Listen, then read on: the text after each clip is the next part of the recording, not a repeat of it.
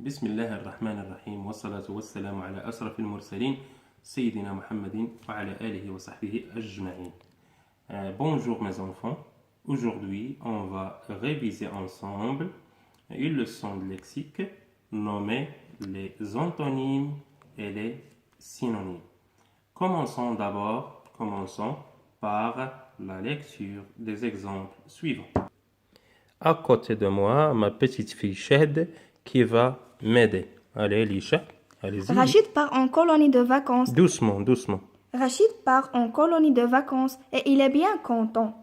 Le deuxième exemple, Karim reste à la maison, il est triste. Répète les deux exemples.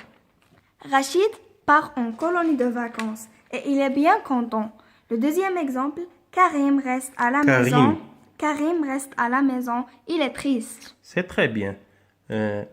Comment est Rachid? Rachid est bien content. Rachid est bien content. Et comment est Karim? Karim est triste. Ces mots ont-ils le même sens? Non. Non, donc, comment les appelle-t-on donc? Des antonymes. Des antonymes. Donc, tu peux me dire, c'est quoi les antonymes?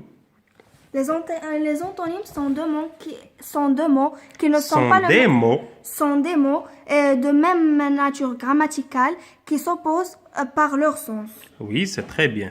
Donc, les antonymes sont des mots de même nature grammaticale. Qu'est-ce que ça veut dire de même nature grammaticale?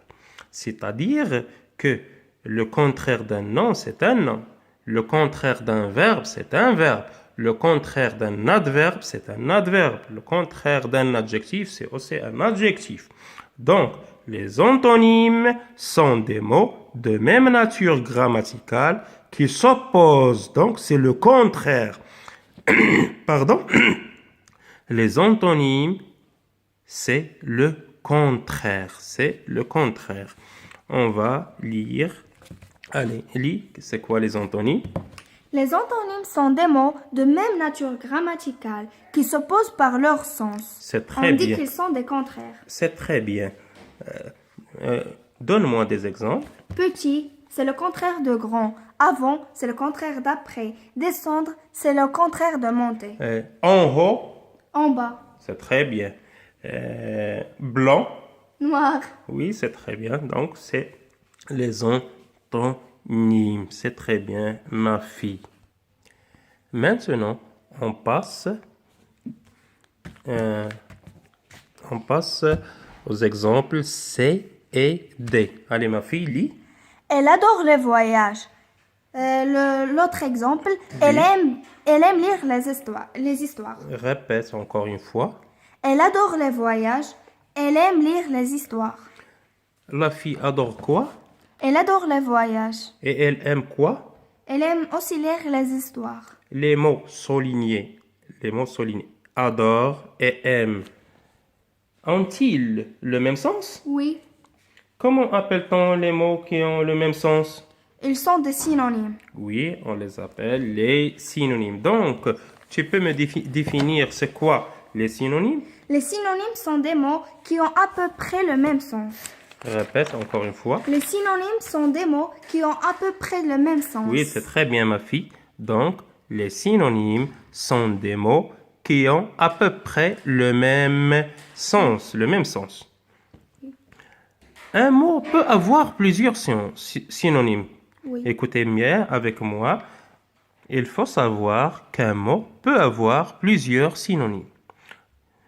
On doit connaître d'abord le sens de la phrase pour pouvoir employer le synonyme qui convient. On a ici des exemples. Vélo, c'est bicyclette. Doucement. Lentement.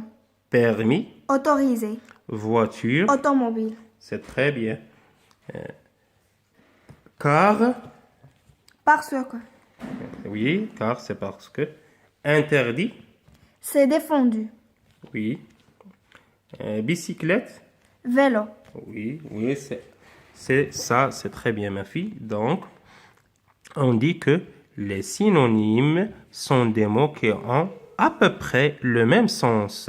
Et un mot peut avoir plusieurs synonymes. Donc, on doit connaître le sens de la phrase pour pouvoir employer le synonyme qui convient. تحية طيبة.